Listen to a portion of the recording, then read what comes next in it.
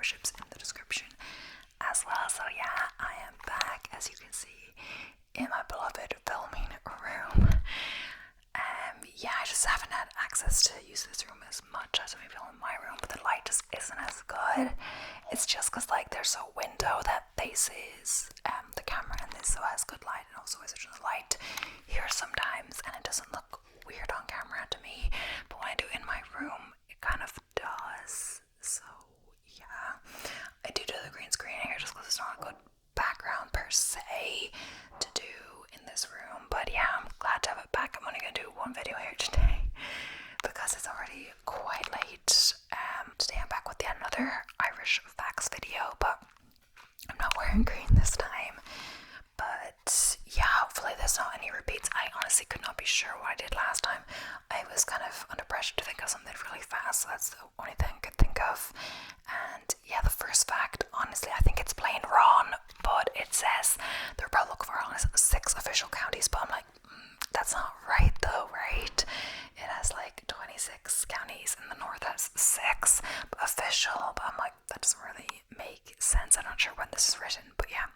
So we're just gonna skip that one. So of the counties and cities in Ireland, Cork is the largest, and it spans around 2,879 miles squared, or 7,457 kilometers squared in comparison.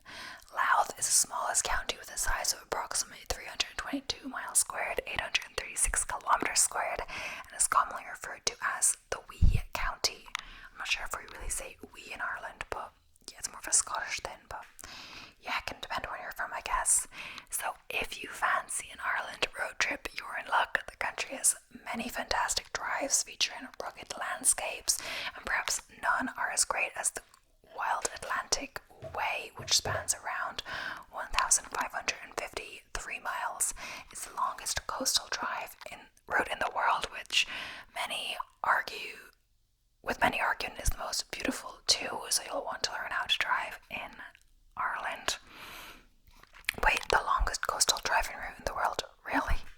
It's interesting since Ireland's not like a huge county, but we do have a lot of coast.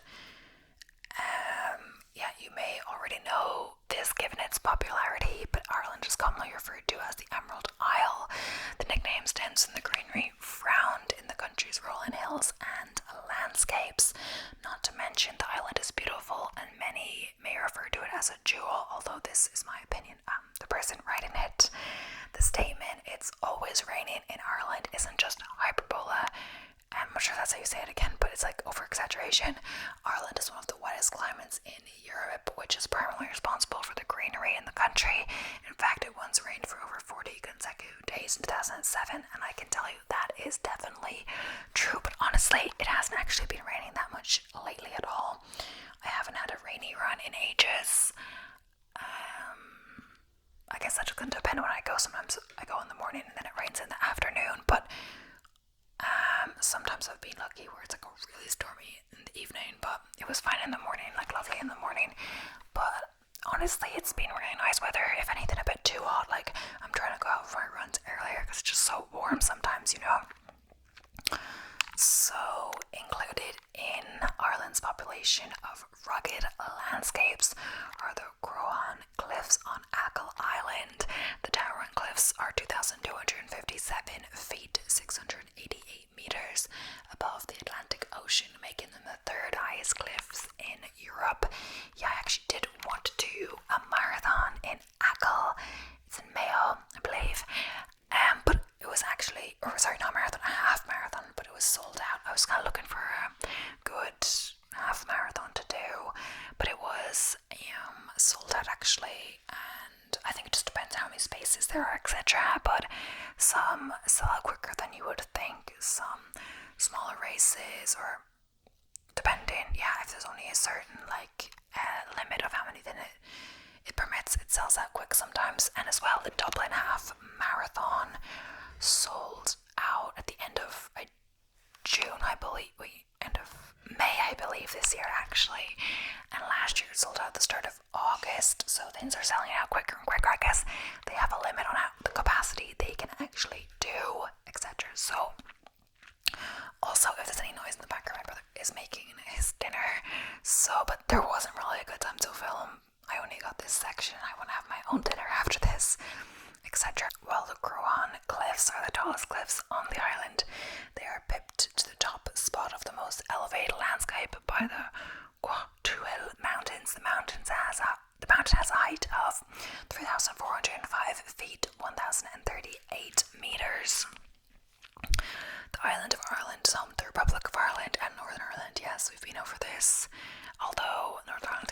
United Kingdom. So this means that Ireland is one of the only territories with a single land border, which it shares with the UK. So Ireland is home to the longest river in the British Isles, the River Shannon, at 224 miles or 360 kilometers. It's larger than the River Severn by just 4 miles. It's kind of interesting. Everything's in miles here, but we actually use kilometers in Ireland.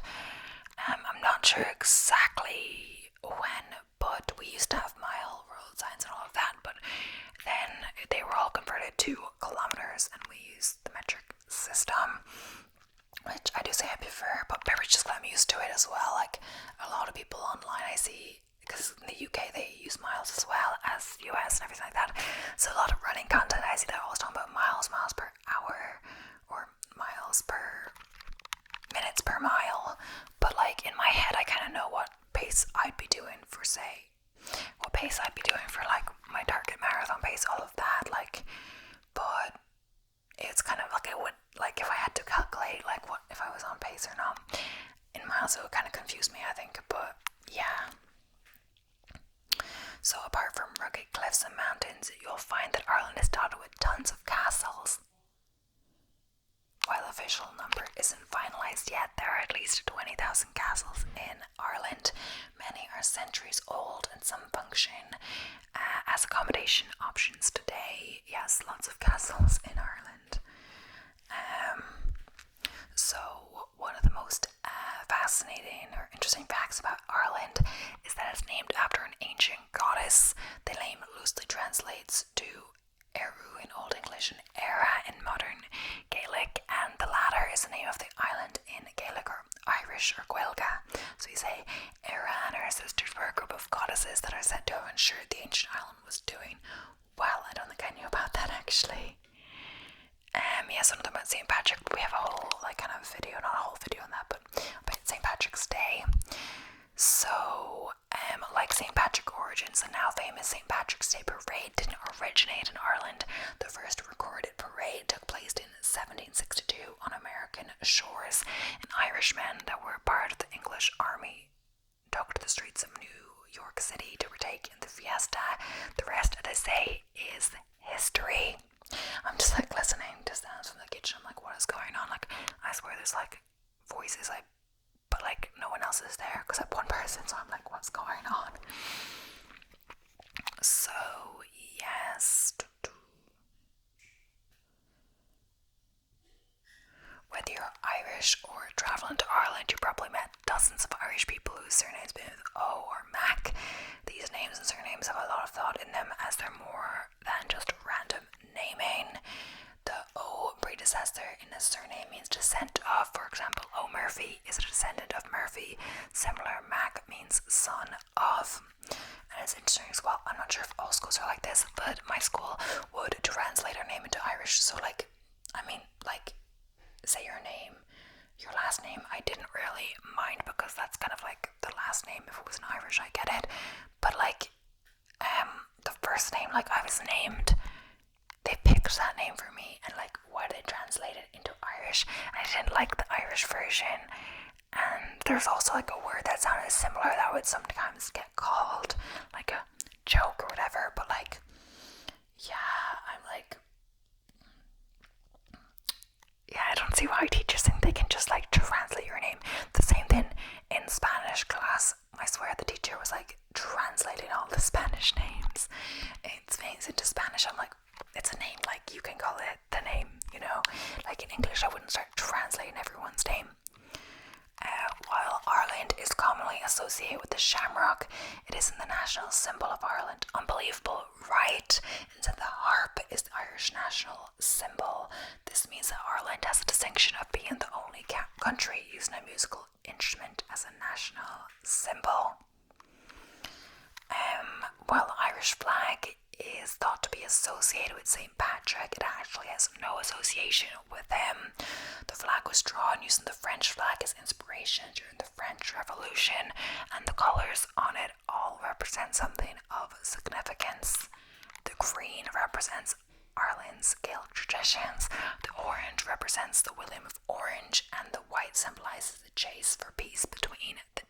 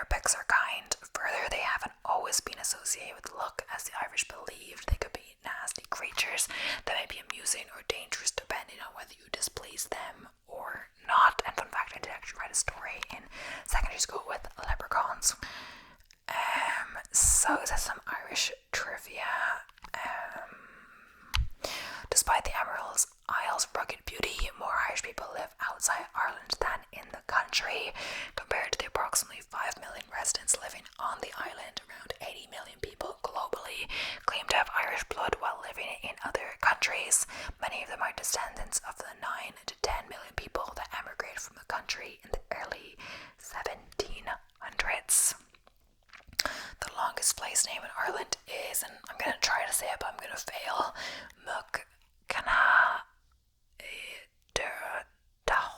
I'm saying so wrong, which translates to piggery between two expanses of briny water. The place is a rugged peninsula that has close to zero residents. If you're brave enough to risk biting your tongue and try pronouncing it yourself several times in succession, there's like a kind of a phonetic how to say it, but yeah. This once is already a challenge. Yes, it seems like I have to say so many things in this. Oh, the next one is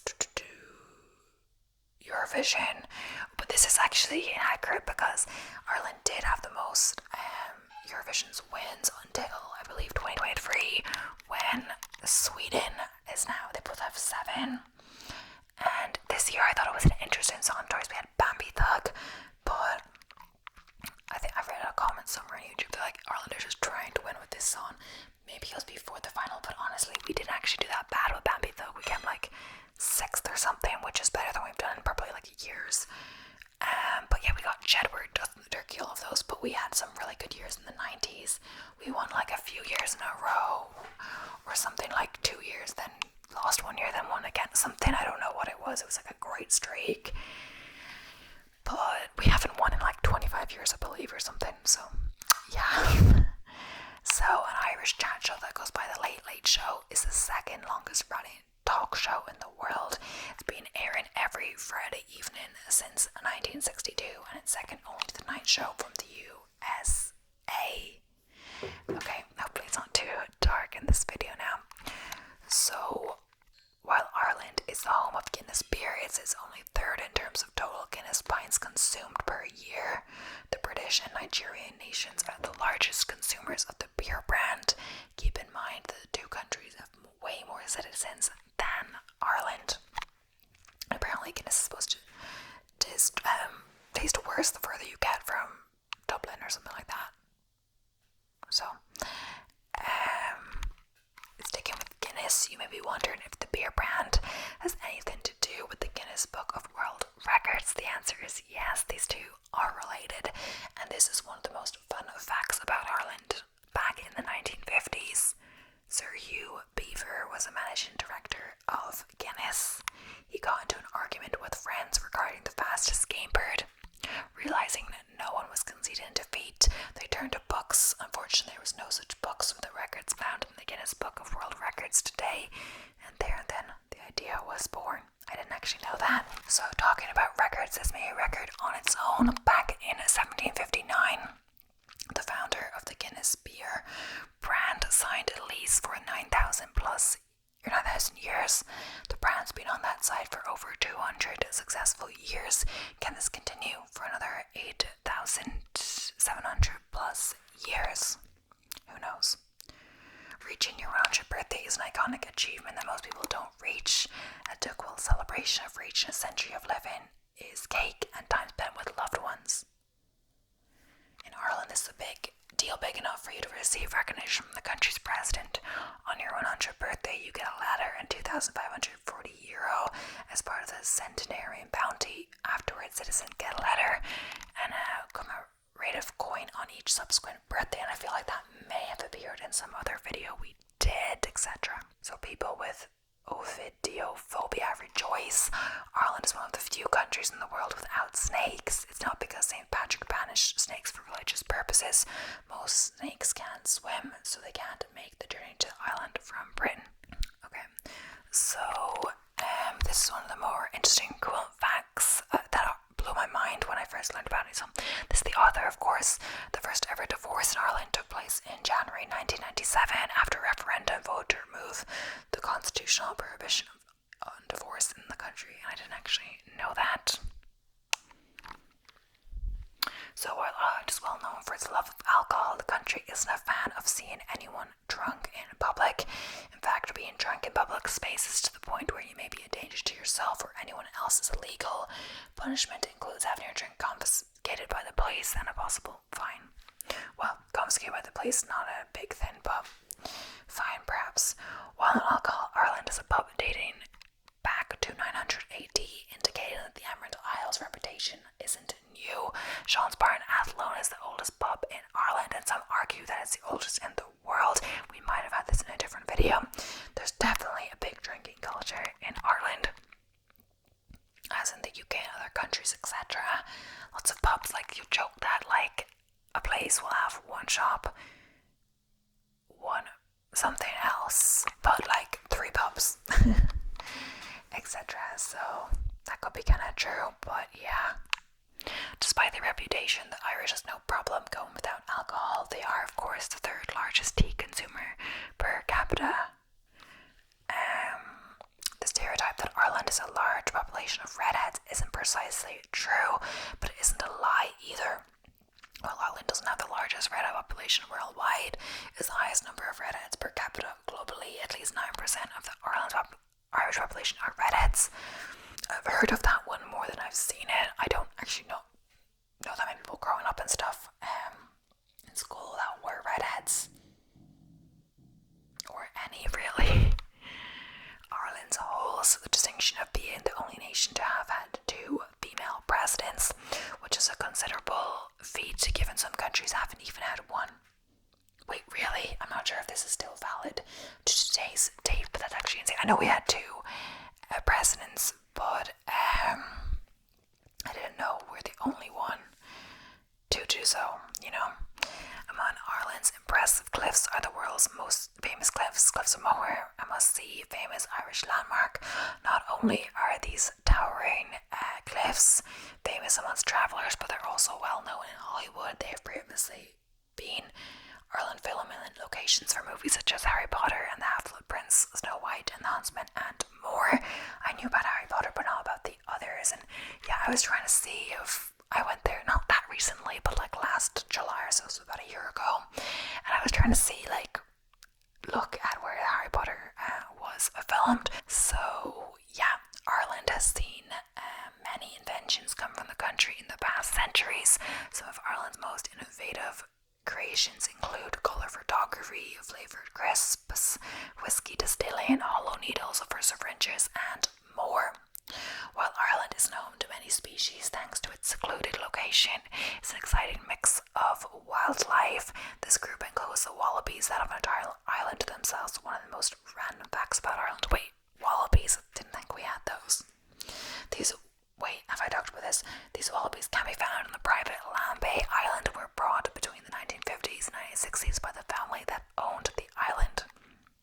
Okay, so a fun fact about Ireland that I love is while the term "luck of the Irish" is popular today, it initially wasn't meant to be a positive term. It was coined in America during the gold rush as a derogatory phrase. Many Irish immigrants got to the States and quickly gained reputation as prominent miners who often struck gold. How is that a bad thing, though? Like, people were jealous, I'm not sure. However, some felt this was pure luck rather than the actual results of working hard, and that the term came to be. Okay, so, I don't know. While the Titanic sailed from Southampton, the port of Cove was the last port of call of the infamous passenger ship, and yes, I talked about it in my Titanic video. Ireland is also home to the Royal Cork Yacht Club, known as the oldest yacht club globally. Long before the Olympics were a thing, the Irish were already participating in their own form of the games. The Tall Dawn Games featured athletes competed in several competitions dating back to at least 1600 BC. If you're a fan of the constellations, you don't have to make your way to the Nordic nations to enjoy a sight of the Northern Lights. You can see the Aurora Borealis in Ireland, particularly if you visit Ireland in the winter. So, yeah, I think that's what people were talking about recently, where you could see them and they got really nice pictures, but I didn't see them or get nice pictures. I think it wasn't showing up by sight, maybe a little bit, but much more in photos. So a fun fact about Dublin is the Rotunda Hospital in Dublin is one of the world's oldest maternity hospitals, still in operation with its roots dating back to 1745.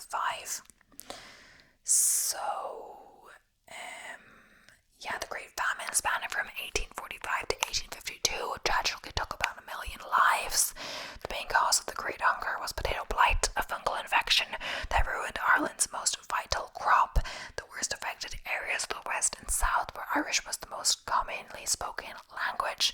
The famine was a huge tragedy for Irish history and culture, and the exploitative role the ruling British government played is still a source of anger today. Oh yeah, I saw a TikTok, no offense to anyone who's English or etc., but about like as a girl filming her dad or something, and then if his dad was cheering, and she's like, my dad's not Spanish, like just Irish or something.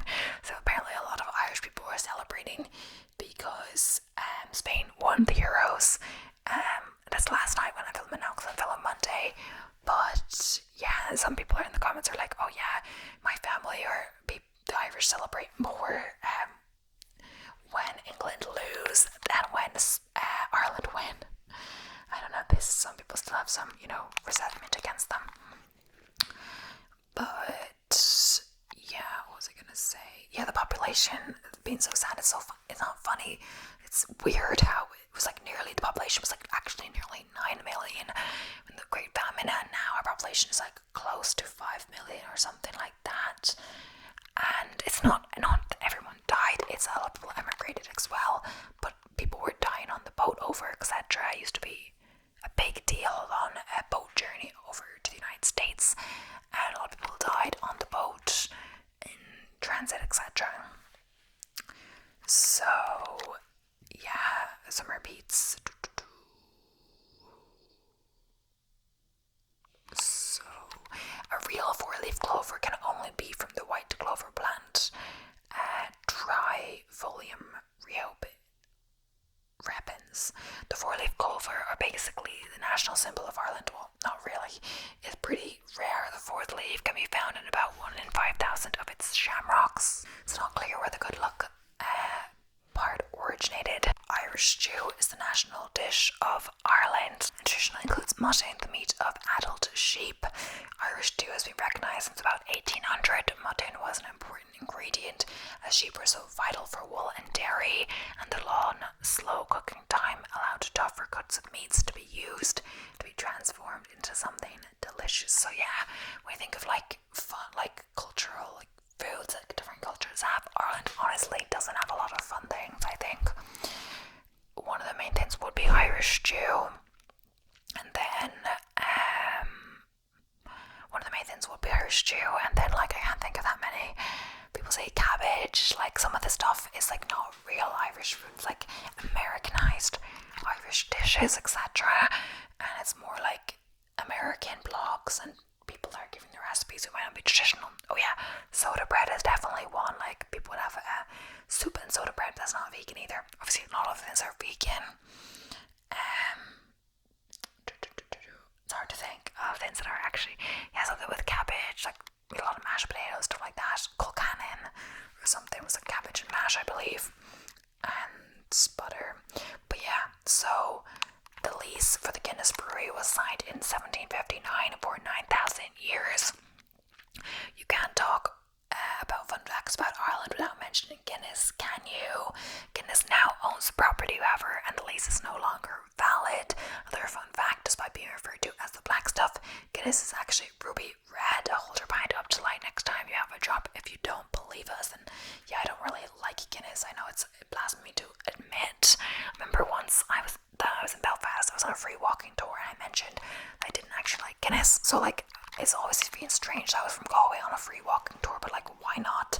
There was like an American there and some other people from different countries, but you know, why not? It was something to do, just to meet some people, you know, have a walk around. I was only there for like a few days, so why not?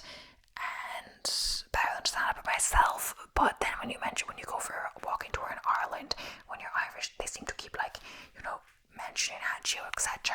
I don't know why. So I said I didn't like Guinness, as I think it was like, especially as an Irish person, they kept poking fun at it. I was like, okay, it was okay after the first or second time, but why did you have to bring this up 5 or 6 times throughout this tour, you know? But yeah, Irish whiskey isn't the same as Scottish whiskey. Scotch is composed with malted barley, and water, while Irish whiskey is made from fermented corn, wheat, barley plus Irish whiskey is usually distilled 3 times rather than twice. Both are delicious in their own ways, however. And the thing is, I used to live in Glasgow, and I used to work at this, like, not a whiskey bar, but like we had a lot of whiskies, like on the top. It was like the top shelf was like full of these whiskies, like 20 plus, I think, whiskies, but we never got like any training on these whiskies.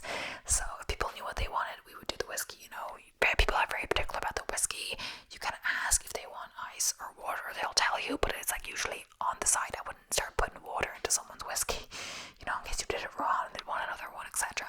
So ice, maybe put a cube in if they asked, but water and everything would be on the side, and they can pour it in how they'd like, because it is, you know, it's quite strong stuff. But if people knew what they wanted, sure, whatever. But if they were asking for recommendations, no clue, honestly. Like, and they usually this kind of things, like they'd have to give you training, etc. But they didn't. So legends say the Blarney Stone can give you the gift of gab. Another fun fact about Ireland, another legend: every year dozens of tourists flock to the Blarney Stone in County Cork and kiss the rock, hoping to win the gift of perfect speech. Yup, I didn't know it was the gift of perfect speech. I thought the gift of the gab was just that you would talk a lot, you know. And it says you can hear mermaids sing at the cliffs of Moher, or at least that's what folklore suggests. According to the tale, Merrow, a mermaid who is said to dwell in the waters below the cliffs, can be heard singing on calm days, enchanting sailors and fishermen with her ethereal, I'm not saying that right, voice. And if his mystical stories doesn't captivate you, the views of the cliffs of Moher certainly will. Yeah, definitely say to visit that. Ireland has the most Nobel Prize winners in literature per capita. I'm not sure if anything has changed, but yeah, as it turns out, this pint-sized island nation is a powerhouse in prose. George Bernard Shaw, William Butler Yeats, Samuel Beckett, and Seamus Heaney, other 4 Nobel Prize winners in literature from Ireland. It must be something about having the rolling green hills as your inspo. But yeah, the one I remember from Seamus Heaney was like about his little brother. His little brother died when he was only 4 years old, and the last line of the poem is, I think it's because I picked this one to analyse, or we had to analyse it, a 4-foot box, a foot for every year. And that really hits home. Really hits, you know, how young he was. I'm not sure if they mentioned how young he was before in that, but that line is really powerful, you know. So one of the oldest operational lighthouses is in Ireland. The majestic Hook Lighthouse in the southeastern coast of Ireland was built in the 13th century by the knight William Marshall, and it still stands tall and acts as a beacon of safety and guidance for mariners against the beautiful backdrop of the Celtic Sea. The biggest wave surfed in Ireland was 60 feet tall. Some of Europe's best surfing destinations are in Ireland because of the rugged coastline along the Atlantic Ocean. No wonder one of the biggest surfed waves in Ireland was nearly 60 feet tall, just off the town of Mullaghmore, the west coast facing the wild Atlantic. I'm going to actually look up where that is. Mullaghmore.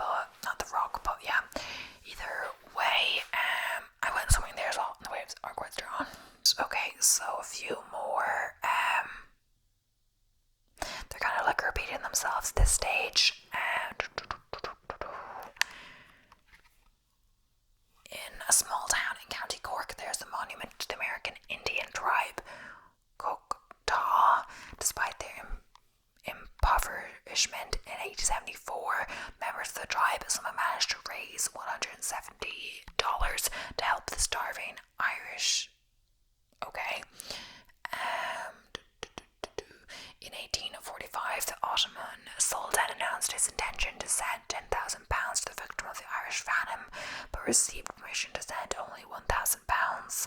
The ban was based on the fact that there could be no more donation than Queen Victoria, who sent £2,000. As a result, the Sultan sent £1,000 and 5 ships filled with food. Oh, so he like made up for it in food, so it wasn't just money. Oh, that's smart. Yeah. Yes, Irish are pretty religious, yes. Blasphemy and abortion are still crimes in this country. Well, abortion was legalized quite recently. 2019. Yes, so in a referendum, the same as in gay marriage was 2015 in a referendum, so yeah. In medieval Ireland, the murderer was given to the victim's family as a slave if he could not pay a considerable fine to redeem his freedom. The family was also given the right to kill the criminal. In Ireland, discovered the ancient temple of Newgrange, which is older than the Great Pyramids and Stonehenge, almost 5,000 years. During the winter solstice, rays of light to penetrate the tomb illuminated its central hall for 20 minutes. Ireland's official national colour is blue, although green is more popular here. The first Olympic medal, gold, in the history of Ireland was won by hammer thrower Pat O'Callaghan in 1928. In 1925, the newly independent Ireland spent a fifth of its annual budget on constructing a hydroelectric power plant to modernise the country. Then it supplied up to 96% of the consumed electricity, but today it provides only 2%. So, Ireland is famous for its breweries. Interestingly, until 1939, the Guinness brewer in Ireland wanted to marry a Catholic. He had to quit. It's interesting. May is the driest month in the country. The Irish alphabet has only 18 letters. It is one of the Celtic languages. Today only 5% of the Irish use it in daily communication. The primary language is English. You can still start a little Irish during your trip. I don't know what they called it here, Dandish, but yeah, all signs and are written into languages. Yeah, I'm not sure if that applies to the north, though, maybe not, probably not. But yeah, it's still written into languages, the airport and everything, and road signs and stuff. But yeah, in certain areas like the Gaeltacht, it is more widely spoken. Some people on TikTok and stuff, I've seen a few interesting TikTokers who are Gaelgory and are trying to promote the use of the Irish language and actually get some hate about this because apparently, like, I know some people are like, oh, it's a useless language, etc. So yeah, I'm not saying, no, it's not useless, but like, people are saying that as hate comments. But yeah, it's important for people's culture, etc. Perhaps other languages be more useful for depending what you want to do, like as a translator, all of this. But Irish is still useful if you want to work in the media, like Tisha Carr and like an Irish TV channel and stuff like that. So I think to work there in certain places you might need the use of the Irish language, or to work in the Gaeltacht you might need to working knowledge of Irish, etc. But yeah, definitely on a different sense, Spanish or something is definitely a way more widely spoken language, so this could be considered more useful, but that doesn't mean learning Irish doesn't have its own uses.